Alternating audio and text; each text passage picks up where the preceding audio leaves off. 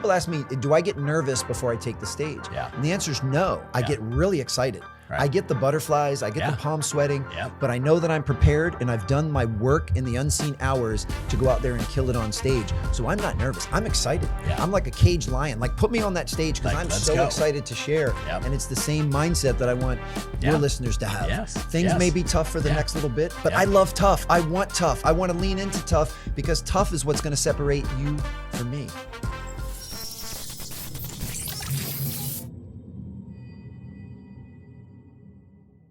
So Alan, welcome to the show, man. Oh man, it's so great to be with you. I'm looking forward to a fun convo. For sure. I have to say, I'm literally I'm like a podcast lunatic, listening all the time, and I'm listening to Ed Milet interview you. Big shout out to Eddie Milet. And then like the next day, Trey Willard texts and like, hey man, you got to meet this guy. And then Phil Jones, hey, you got to meet this guy. And I'm like, all right, the universe is clearly telling me something. Download the audiobook, start listening. And I was like, there's just so many insights in your work to help any person that I'm talking to today. We all go through it, right? Like in your own career, in your life, you hit these moments where you're like, I'm unstoppable. And then at times we feel very stoppable. So give people some context. Who is Alan Stein? What kind of brought you to this moment? What did you do before so we can get into what you do now? Well, first and foremost, the reason I wrote the book was because I was feeling stoppable. So I wrote the book because it was the book I needed to read and it was the advice that I needed to follow. And I find it both liberating and therapeutic to research and study the very things that give me issues. So one thing I say all of the time in full transparency, what I share on stage and what I share on page, I'm not coming from a place of mastery. Right. These are all things I'm working on. Right. But I That's have a found beautiful some distinction. things. Well, thank you. And I found some things that have helped me. And I'm really excited to share these with the folks that may be feeling some of the pressure of these headwinds. But quick synopsis, basketball was my first love. Fell in love with the game at 5 years old. And I am so grateful that here 4 decades later, basketball is still a major passion and pillar of my life. I spent the first part of my life as a dedicated player, then became a very dedicated performance coach, and then became, in the current iteration, keynote speaker and author, but still drawing on all of the lessons and principles and mindsets that I learned through the game. And I teach folks how to apply those to their businesses and their lives. My friend listening now knows the correlation between sports and business is very real. I don't care if I bring Mel Robbins on, I bring you on, like anybody will say, run plays that work, which is something I talk about all the time. Absolutely. Right? So let's talk about what people are dealing with right now is, hey, I used to be at this level and they're still winning. The person listening right now, they're like, I'm still winning. But when you go from winning at this level to winning at this level, that decrease in winning, it's still winning, but it's a decrease.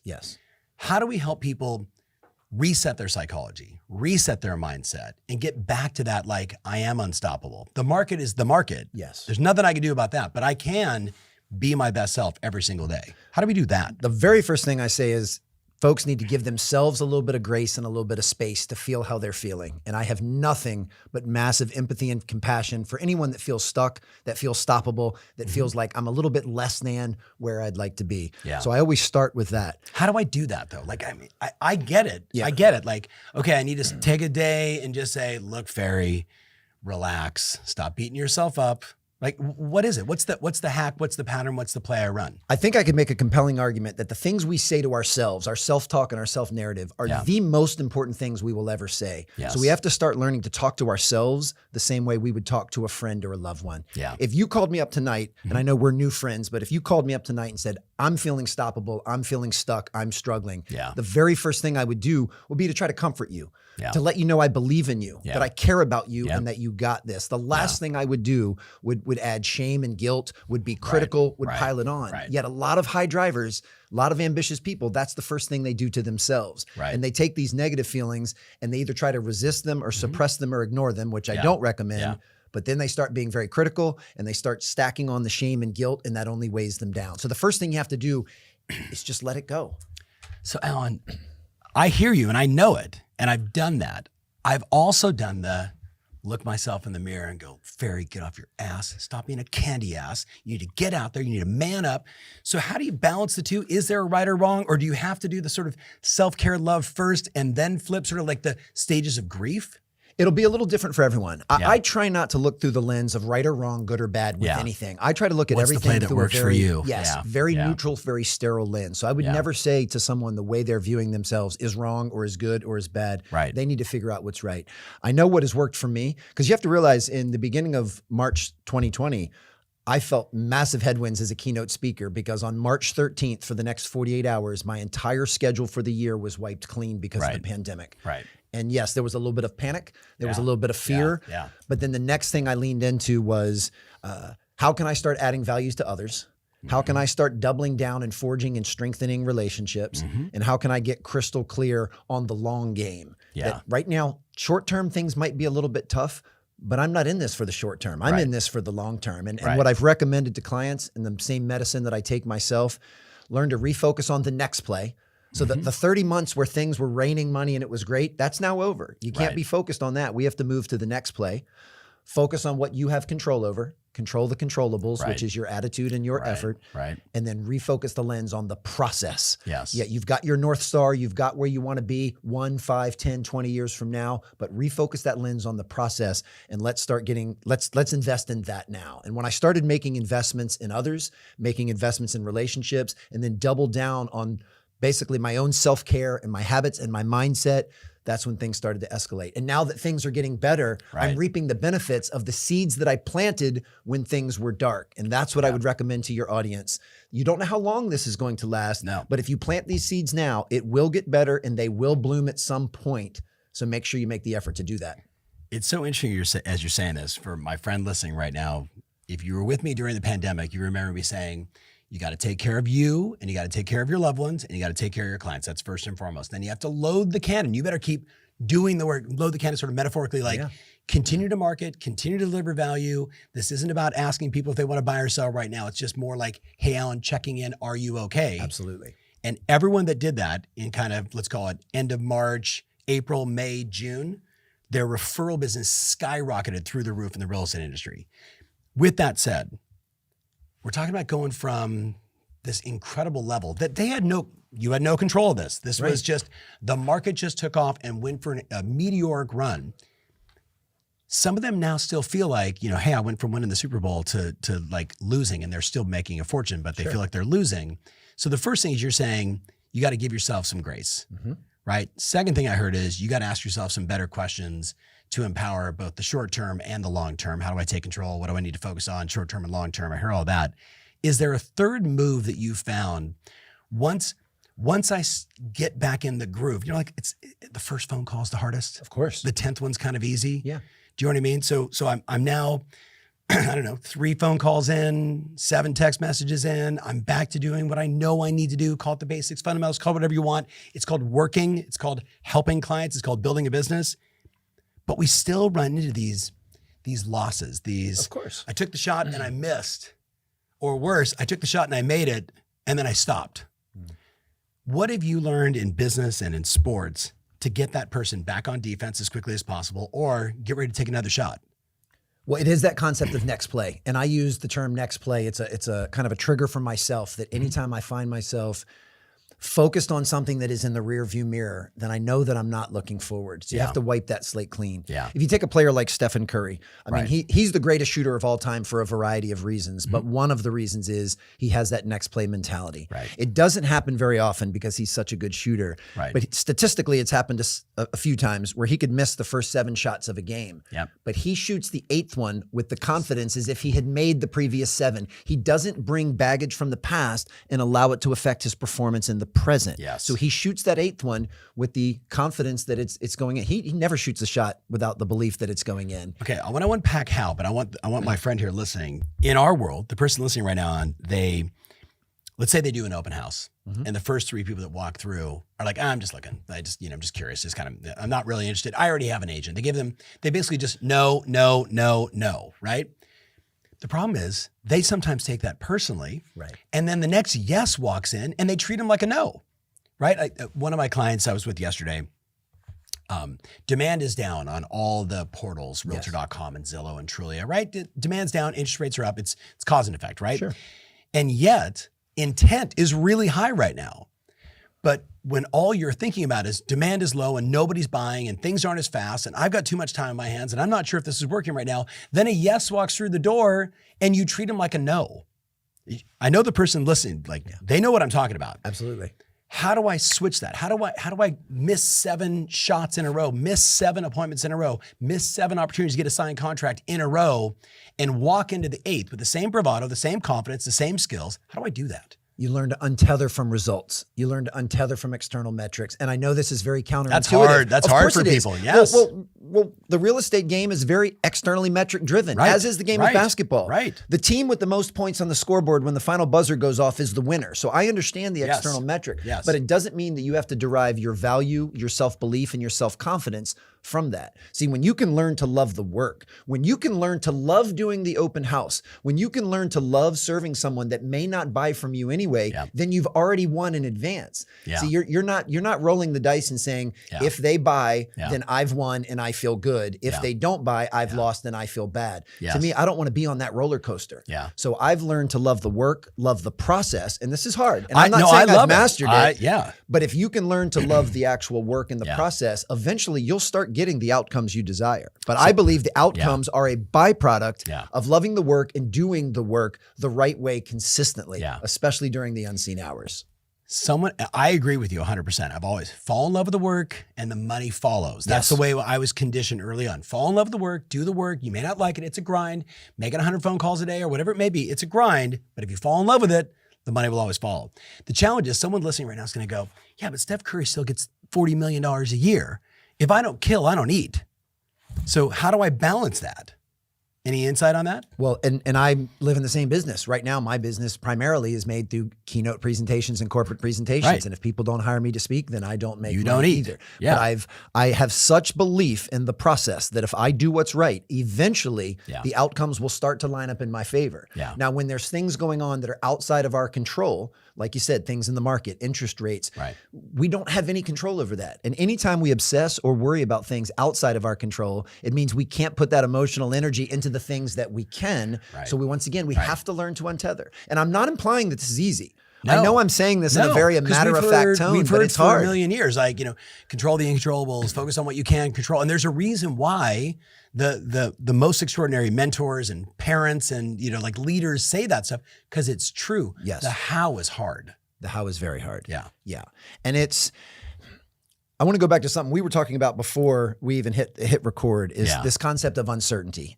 And that word has been used exponentially more often since the pandemic hit. For sure. But I want to let folks know the future has always been uncertain. There's been times where we've lulled ourselves into thinking there's a level of security and certainty, but there never has been. The future has always and will always be uncertain. You and I cannot predict with 100% accuracy even what's going to happen later this afternoon, much less what's going to happen 6 months or a year from now. So the first thing we have to do is learn to be comfortable in the face of uncertainty and know that we don't know what's going to happen. Not easy to do, but is imperative. And we can't, because we can't resist what is. Having a level of acceptance over what is going on. See, ultimately, we increase our stress when we wish things were different than they were in the moment. So the more we sit around wishing that interest rates would improve and the market would improve and that inventory would improve, that's what causes our stress. We're fighting against reality. And that's a fight you will lose 100% of the time. So learning to say, what's going on in the world right now is not my preference, and we're allowed to have preferences. Trust me, I've got a lot.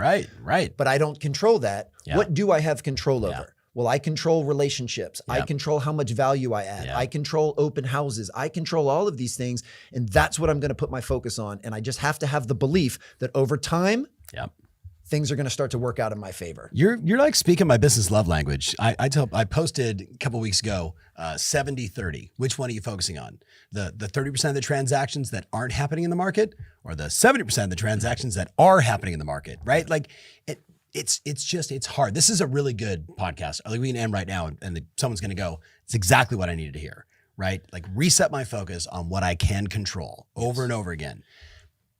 What are you most proud of from the book? What's the thing that people talk about the most from both books?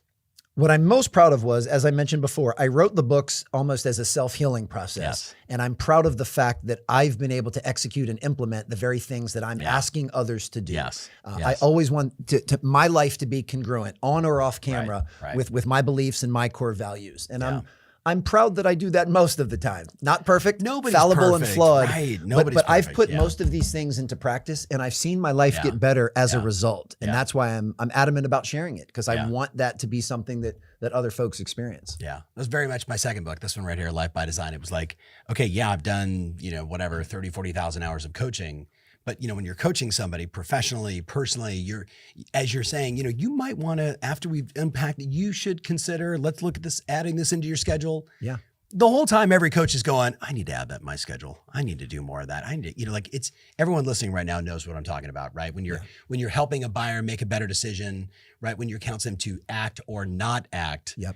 You're also, it's like an internal, external experience, because you're like, this is also me. I need to get my ass on the phone also. Like, I need to commit more, Absolutely. right? Or stop doing stuff that doesn't work, right? Yes. So I love that. Looking back, take me back to the very beginning of your speaking business. There might be somebody listening right now that, Alan, is like, they got their real estate. Think about the blessing of this. They got their real estate license in like April of 2022. It's like the person that will say to me all the time at events, I'm like, hey, when'd you get in the business? They're like, 2007 July. And I'm like, oh, right after the Lehman Brothers meltdown, the whole mortgage market imploded. We went straight into a massive recession. I make the argument for people that when you start during hard times, it's way better than starting during nothing but an ascending market, because all you're used to is nothing is easy, but easier. Yes. A different kind of hard, you with me, versus starting in a high interest rate, challenging environment. You went from basically being performance coach, helping people with fitness and Nike camps and LeBron James and Kobe Bryant and all this stuff. And you're like, I know what I'm going to do. I'm now going to become a professional speaker. That was an easy transition, right? Before I want to double down on something you just said, and then I promise that I'm going to get back to that. The best coaches and the best players that I've ever been around intentionally make their workouts and their practices 10 times harder than the games will ever be, because they want that, as you said, things will have the illusion of being easier. They make conditions so adverse during workouts and practice that the games almost become a delight. And they lean into the fact that when things are tough, that is my best opportunity to improve. So that's the switch that I would want your listeners to make, is to say, if things are going to be tough, and we don't know for how long, this is the best opportunity for me to strengthen myself, to get better, to plant these seeds. And I've always believed that when things are adverse, that's your best opportunity to increase market share. Because even a bad agent can sell houses when everybody's selling houses. But you have to be really good at what you do when things are tough.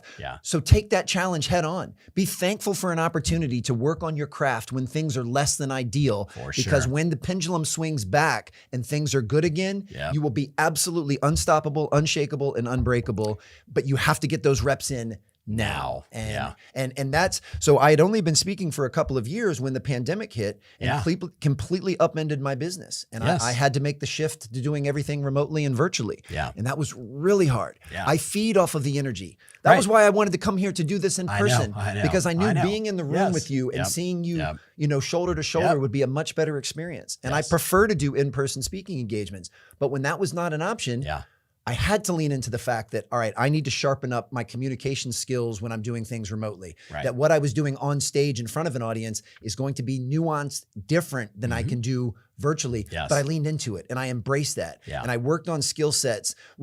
Giving a 45-minute Zoom presentation when you get zero feedback, you can't see or hear anyone, is really hard. But now that the world's opened back up and I'm back on stages, oh my gosh, it's absolutely amazing. I've raised the level of my craft. Exactly. When you can perform, and all my clients know, because we were on Zoom in like 2016, 2017. So the pandemic you were ahead of hit. the curve. I literally just told, we just wanted to have better, we were always over the phone. From like, for me, from 1992 doing business coaching to, literally 2016, I'm like, why aren't we doing video? Face-to-face is always better. You see people's eyes, expressions, what's going on, right? Like you get more, right? So when it hit, I'm like, just do all your presentations on Zoom. You have a Zoom. And they're like, oh. But then it was the better lighting, better, making sure I've got a good microphone, all the little nuances. How do I learn to share a screen and present? You're speaking my love language to my clients, because a lot of my customers, the person listening right now, this is their market. Of course. They know this is the time. This is the time when the people that were selling a house now and then are gone. Yeah. This is when the cream rises, all those cliches, all those examples. That's exactly what we're seeing right now. 70% of all the volume and transactions in every MLS in the US is basically managed by the top 25%. But the top 10% do 51% of all the business. My goodness. Right? So like the group you were with last night, yes. 3,000 deals, 2,800 deals, 1,000 deals, 500 deals. He was at we had a little cocktail party last night at my house after a mastermind. That group is like this. We've been waiting for this market. But they still need these skills. Of course. They still need these skills. And I could feel that in the room. It was palpable, just the mindset and the approach of the people in that room, all of whom I was meeting for the very first time. Yes. But within 30 seconds of a conversation, you could see their eyes light up. They love the challenge and they lean into adversity. Yeah. And really that's just a mindset. Yeah. The way our body perceives excitement and anxiety are very, very similar, but we can just tell ourselves, because people ask me, do I get nervous before I take the stage? Yeah. And the answer is no. I get really excited. Right. I get the butterflies, I get the palm sweating, but I know that I'm prepared and I've done my work in the unseen hours to go out there and kill it on stage. So I'm not nervous. I'm excited. I'm like a caged lion. Like put me on that stage because I'm so excited to share. And it's the same mindset that I want your listeners to have. Things may be tough for the next little bit, but I love tough. I want tough. I want to lean into tough because tough is what's going to separate you from me. And that, so I'm excited for the opportunity that you're going to have to work on that excitement. I'll try to bring more energy next time. Yes. So when I was listening to the show you did with Eddie, the thing that stood out for me was like, I'm a big fan of simplify.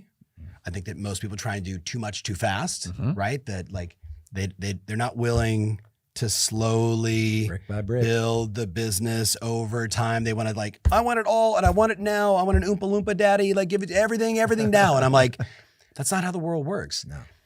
And when I heard that podcast, you and Ed talked about the sort of the science of habit forming, right? Break that down for us. Because the person listening right now, let's just say this goes out in a couple of weeks and maybe somebody's listening to this in January. I don't know, maybe February of 2027, they're listening to this.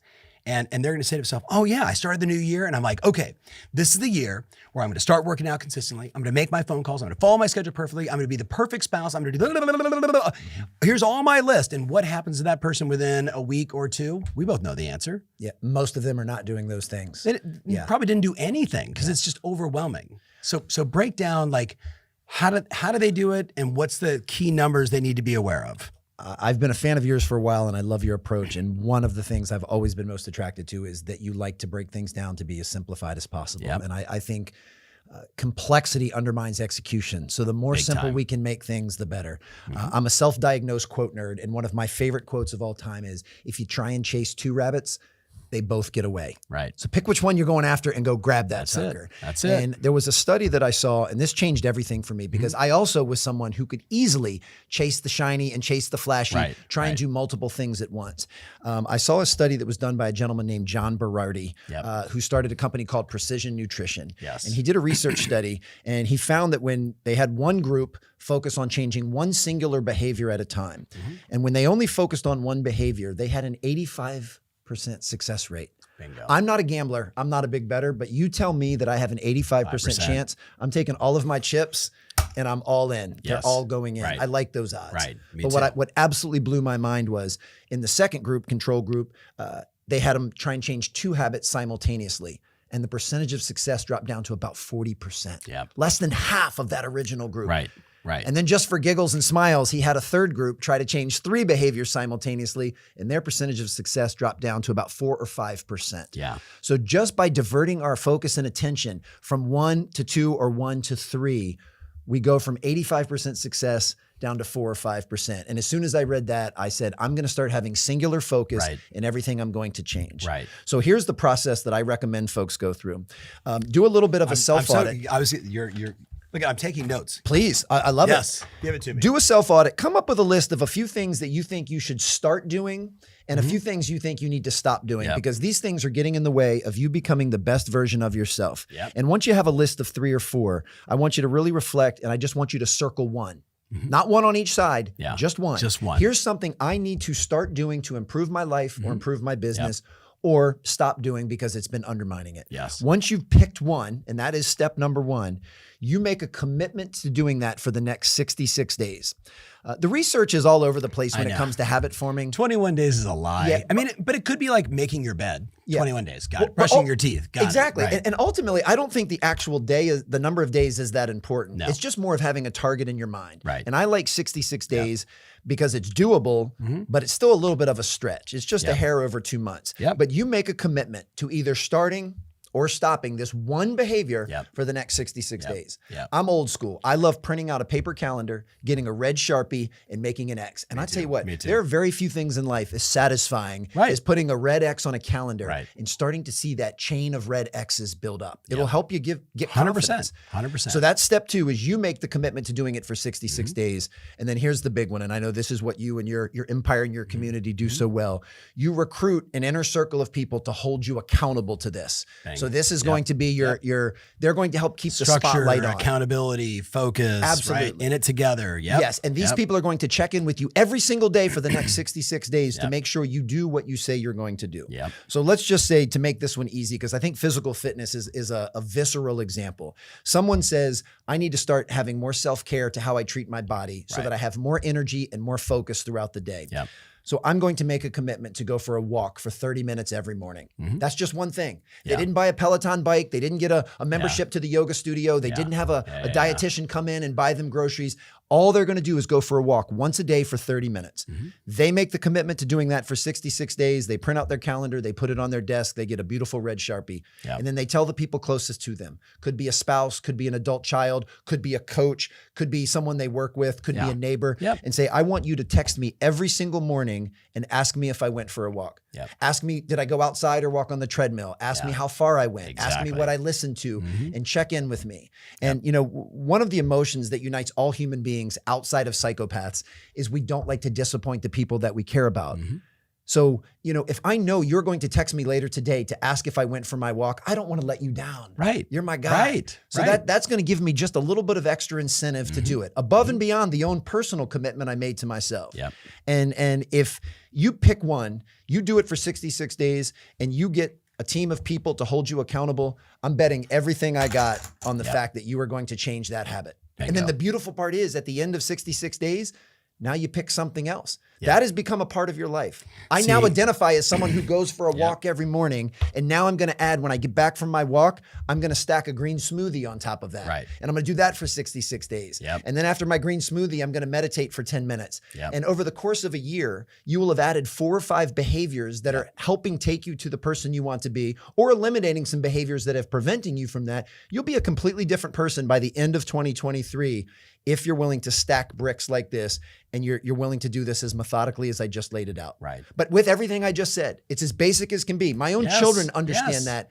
It's still not easy. And I want to make that disclaimer because I don't want anyone to put on the cruise control and say, oh, that formula Alan just shared, yeah, that'll be easy. It still won't be easy. On day 13, you're going to wake up and you're going to want to pull the covers over your head because it's cold and it's rainy outside, and you're not going to want to go for that walk. And then if you miss a day, and then you start to stack the shame and the guilt on top and tell yourself, I'm no good. I knew I couldn't do this. And then one missed day becomes 2, and then you've fallen off. So don't allow that to happen. Lean into this and know that even though I've just given you the recipe, it is still going to be hard, but lean into hard. And I'm telling you, everybody listening can do that. My community knows, choose your hard. It's hard to make phone calls. Of course. It's also hard to not have clients. Choose your hard. Love that. Right? Hard to follow a schedule. It's also hard to have absolutely no control of your time. Choose your hard, right? So my community definitely gets this. So I've been talking since I got that from your podcast. I've shared it. I mean, how many times, like Idris at events, and I'm just like, awesome. So you got to pick one. I think the hardest thing that people have is picking the right one. Right. So the business person listening right now is like, okay, well, like, what is that first domino that when I hit that domino, a whole bunch of other dominoes drop? And I love the simplicity of the start and stop. I didn't hear that on the show. Like this is a good distinction for me. Like, what do I need to stop doing professionally? What do I need to start doing professionally? And even if it's just for you, talking to 10 people every single day that already know you, like you, and trust you. We know that 65% of all listings are being taken today. inside of people's past clients and sphere and people that directly refer to them. Yeah. If they just did that in this environment, they're going to win. Yeah. So this formula, start, stop, pick one, 66 days, simple. Absolutely, but not easy. Not easy. But one of the ways we heighten self-awareness, as counterintuitive as this sounds, is we ask others. We ask those that know us closely. Right. So have a hard conversation with your spouse, with your children, with your colleagues and coworkers and business partners, and say, if you could wave a wand and I started doing one thing differently tomorrow, what do you think that one thing should be? Yeah. And you could do that personally or professionally. But remember, we're playing the long game.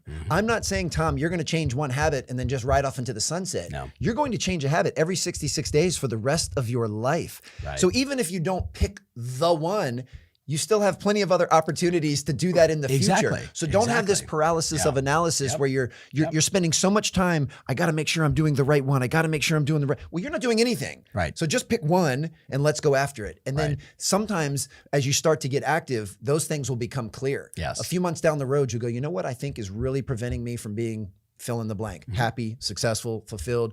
I think it's this thing. This is the next thing I'm going to tackle. Yeah. And now we can be rather strategic and enjoy it. Enjoy the taking control of your own future. Bingo. And for the person listening, remember, this is the thing I'm trying to install.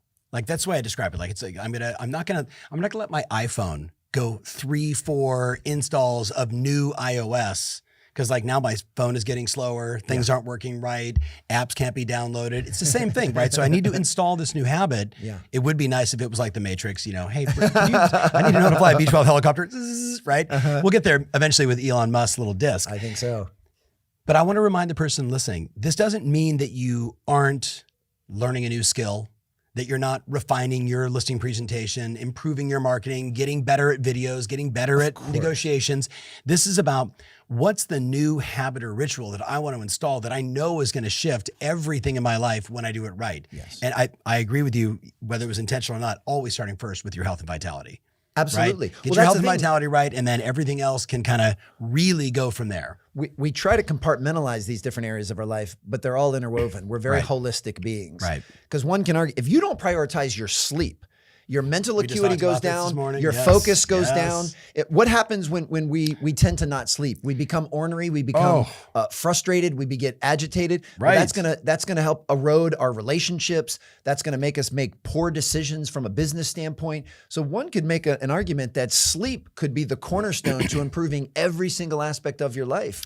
So my community, we say, take your meds. You got to meditate, you got to exercise, you got to diet, and you got to sleep. Sure. Right. And for many, it's just get some sleep. Yeah. Because most entrepreneurs, as you know, they sleep like babies. They wake up every hour in the hour going, oh my God, I need to write that down. I need to call that person, right? Because we're just, just kind of wired that way.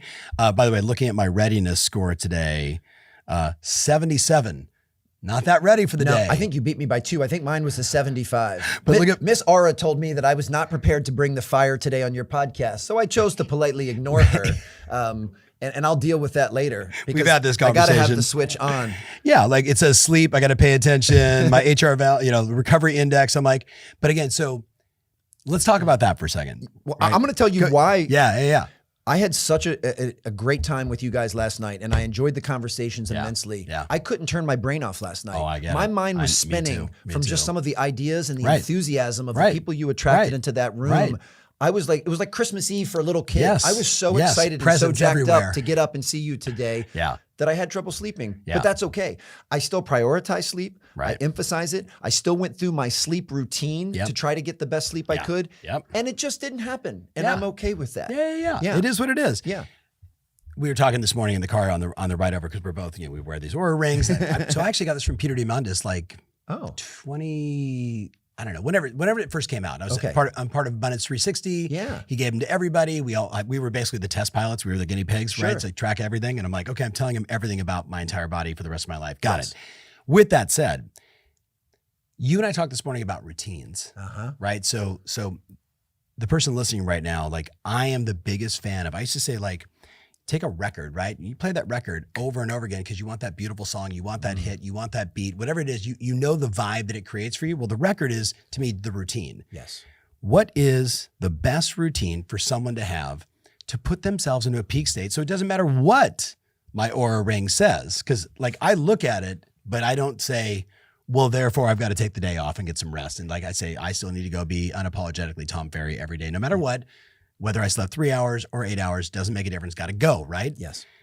How have you found routines to be beneficial? And what are some of the things that you would recommend for the listener if they wanted to not have the past, not have the BS, not have the bad night's sleep interrupt them, but instead, hey, run these plays and you'll always be in sort of a peak state and bam, you can go perform?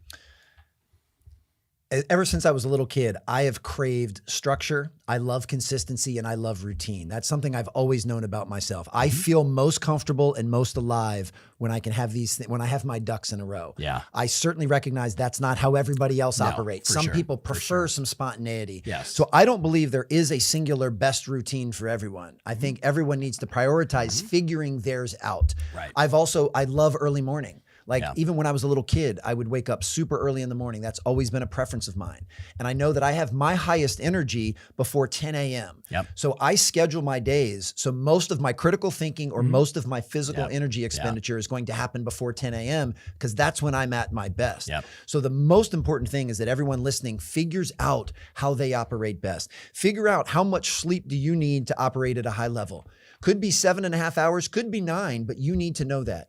Figure out, how much exercise or what types of foods to eat. So a lot of it will be some initial trial and error. Right. You take somebody like LeBron James. I don't know if the Lakers are playing tonight or not, but let's assume they are. Yeah. Do you think LeBron is going to be walking around the streets of LA at 5 o'clock going, I wonder what I'm going to eat for dinner tonight? Of course not. No. He knows exactly what to eat, when to eat it. He has got everything lined up before he shows up to the arena to play at a high level. Right. Now, I bet you that routine has changed since he was a rookie. In 20 years, he has figured out some tweaks to make, but nothing is haphazard. So the most important part is to take control of the bookends of your day. The first 60 minutes after you wake up and the last 60 minutes before you go to bed. Everybody talks about the sexiness of morning routines, but evening routines are just as important. I'm all about that. It's the chicken and the egg. You know what comes before a morning routine? Right. The previous night's evening routine to get that sleep. Right. So start figuring out what that will be and document it. When you have a day where you just feel on fire, you were in the zone, you felt great, high energy, you were thinking clearly, backtrack for 48 hours and ask yourself, what did I eat? How much did I exercise? What did I read? Figure it out. And then you're going to start to see some trends. You'll start to notice when I go to bed at this time and wake up at this time and I eat this for breakfast, I feel more alive. Well, then do more of that. One of the oldest adages to success is do more of what works, do less of what doesn't. If people would just follow that, nothing else that I said this entire conversation, do more of what works and less of what doesn't, you will see your performance and your fulfillment skyrocket. Don't make things complicated. Look right behind you. Plays that work. Yes. That's my fourth book. Plays that work. Just run plays that work. Stop doing dumb shit. So here's an exercise that I'd love for folks to do. Take a piece of paper like you have here and you draw a vertical line down the middle. On the left side of that line, I want you to come up with a very exhaustive list of the things that fill your bucket. Mentally, physically, emotionally, spiritually, if that's appropriate. But I want you, and it could be conversation with a loved one, taking a Peloton class, taking my dog for a walk, listening to a podcast. Come up with a list of the things listening to music. Yes. Seeing a friend, right? Any of these things, meditation, prayer, working out, whatever it is. But come up with a list of 10 to 12 things that make you feel alive. On the right side of the paper, on the other side, write down how you've been spending the bookends of your day. Not what you wish you've been doing, not what others have told you should do, but how have you spent in the last week your morning and evening routine, and write that down. And then take a big piece of humble pie and compare the two sides of the paper and ask yourself, am I doing the things in the morning and evening that fill my bucket and make me feel alive? Now, even the highest performers in the world will start to find what's called a performance gap. And it's the gap between what we know we should be doing to be our best selves and what we actually do. And when we can all work to start closing that gap, that's when we see performance start to skyrocket. So start taking things from the left side of the paper and start sprinkling them in to your morning and evening routine. You will be a better spouse. You'll be a better parent. You'll be a better member of your community. You'll absolutely be better in real estate and running businesses as an entrepreneur because these things feed everything else. So you have to care enough about yourself and care enough about those that you care about to make those things a priority. And I'm telling you, and you don't have to block off a 2-hour morning routine. Spend 15 minutes every morning doing something that makes you feel alive and do something at night and sandwich the rest of your day in between that. And I'm telling you, 2023 will be the best year of your life. My crew knows when you feel good, you perform good. When you perform good, you want to take more action. Yes. You get amazing results, and that thing starts to spiral on a real positive flywheel. Yeah. So this was awesome, man. All right. This was fun. As we wrap this up, you've got 2 insane books. Which one should they read first? Which one should they read? I know this is the second book. Thank you, by the way, for the signed copy. Of course. I would recommend starting with Raise Your Game. Yeah. And then once you've, not that any of us will ever reach that proverbial mountaintop. Yeah. I'll be on the climb for the rest of my life. For sure. But I do know that as you start to make progress, what will derail your progress is an inability to manage stress, avoid stagnation, or beat burnout. That was why I wrote the second book. Yeah. So Raise Your Game will teach you how to make the climb. Sustain Your Game will teach you how to stay there, not for years, for decades like you've done. But most importantly, perform at a high level and love what you're doing. Because if you don't have joy and fulfillment in your work, then you need to pivot and find something different. So read Raise Your Game, read Sustain Your Game. And if anyone ever needs me for anything, they can reach out, DM me on any of the social platforms. It's always my honor to get back to people and help. This is what I love to do. That's how we connected. That's how we connected. Yes. Serving others is what fills my bucket. I know. So I love trying to add value to others. Yeah. Little fun fact for everyone listening right now. When you see me answering questions on Instagram, which I answer thousands of questions every year, like just, hey, God, I'm going to be on an airplane. It's usually I'm dealing with something in my own life. And I switch from dealing with that to what is the answer and then go back to contribution. Yeah. And the fastest way for me to contribute oftentimes when I'm by myself on an airplane is to say, who's got a question? Yeah. So next time you see that, you know, there's probably something going on inside my head that I'm working on. You know what this reminds me of? If I say this with the most respect. Sure. It's like the best of Timmy Grover with like the best of Mel Robbins in one book. Well, you with me? Like like when I first listened to the audiobook, I was like, this is so full of just actionable. I say easy to comprehend, easy to write down what fills my bucket, you know, and then like, oh yeah, stop doing that shit. Do more of that shit. Like, and I like that. You heard me say it, like I like simplify. Don't complicate things because most people complicate things and then they don't do anything.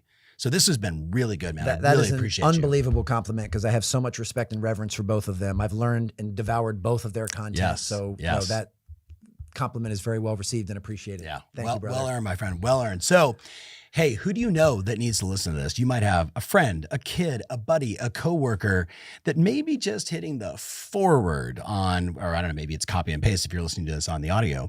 But forward this to a friend, maybe someone you know that got impacted by the headwinds of real estate. And they just, like you've told them a couple times, but sometimes we just need to hear it from somebody else. Yes. Right? Isn't it funny how that works? Like, you know, like we say to our kids, you know, you might want to think about, and then you say to my son, you should think about, and they're like, that Alan guy's pretty darn smart. Maybe this could be that moment. So if you're listening to this right now because somebody sent it to you, it's because they love you. Just heads up on that. All right, Alan, we got to bounce. Thank you so much for watching. Thank you so much for listening. Absolutely follow this guy on social. Get a copy of the book. Most importantly, he gave you 3 or 4 great ideas to act on today. Do that, and I'll see you on the next podcast. See you soon.